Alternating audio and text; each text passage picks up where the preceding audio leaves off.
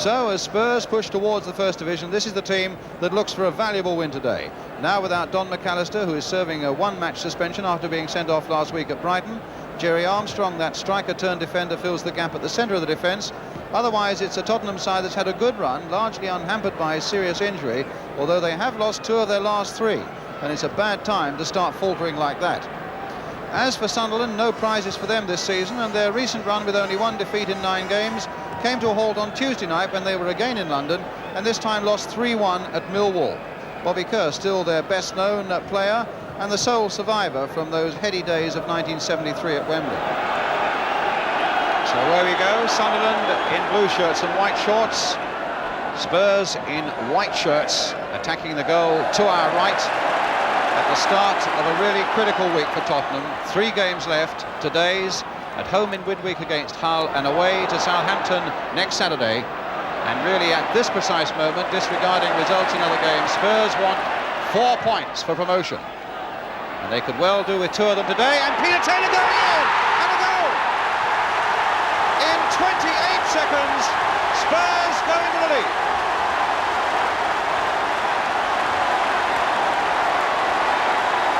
What relief and joy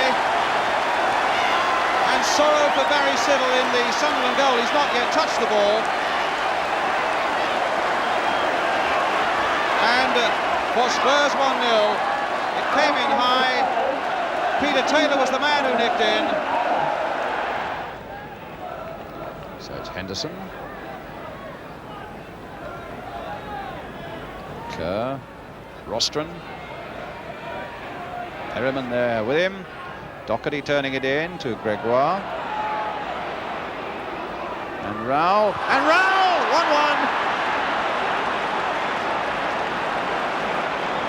1-1. Well, it was a mistake by Jerry Armstrong, the stand-in defender for Don McAllister.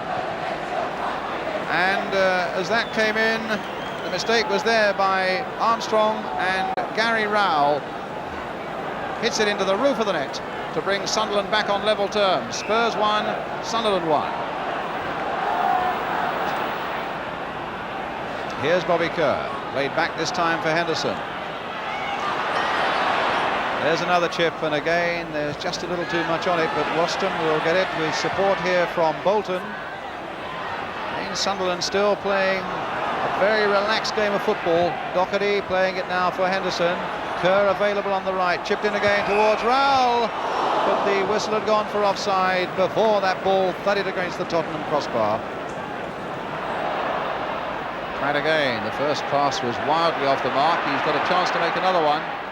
Duncan played back for Pratt again, played in for Jones. There are plenty of them up. Taylor's there as well. The little chip going in. Oh, and he hit the post with it. Well, terrible luck there for Peter Taylor. That's one of his stock in trades, those lovely little curling shots.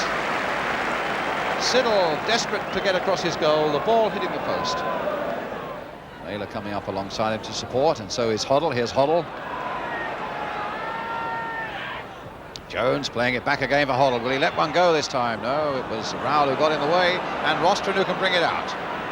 Gregoire and Lee are up for him, and coming up fast here is Mick Doherty. What a good break by him.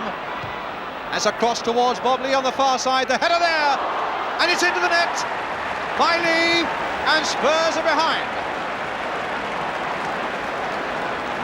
That's 17.5 minutes into the second half.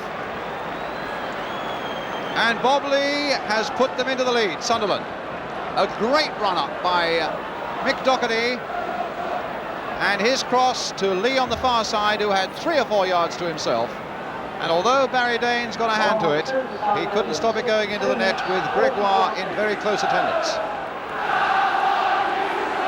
So, Spurs, after a start that produced a goal in 28 seconds, now find themselves a goal behind.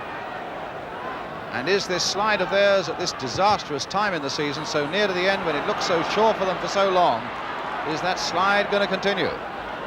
Sunderland have already got their substitute Sean Elliott changed, and Hoddle bringing it in now. And Duncan on the turn, and Siddle with the save. looked as though there might have been an infringement there before the ball got to Duncan. When it did get to him, it didn't really have a shot with a lot of conviction about it. As Siddle went down. Away to Lee. Well, if Spurs don't watch it, they could be caught out again. They've got a lot of men forward and they've got to bring them back. And there's Kerr onside. Linesman kept his flag down, played it again, and another goal by Lee. 3-1.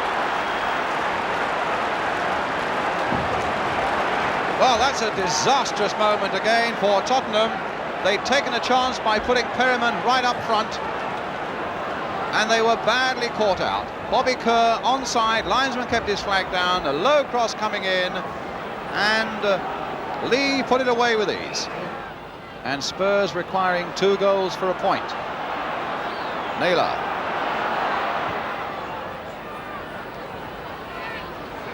Taylor.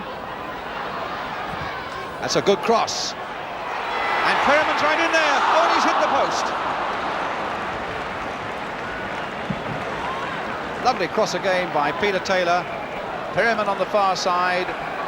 Controlled it well. From this angle, it looked as though he hit a post. Follow again.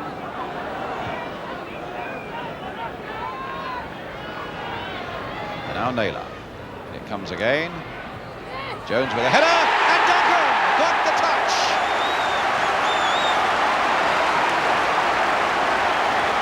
Well, we could be in for a finish. 8 minutes to go. As that long cross came in. It was touched there, first of all, and then secondly, Duncan just put that little nick in there. Enough to put it wide of Siddle. Spurs 2, Sunderland 3.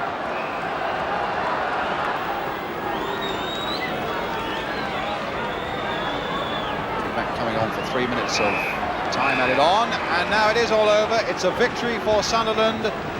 So a full-time score then at White Hart Lane. Spurs 2, Sunderland 3.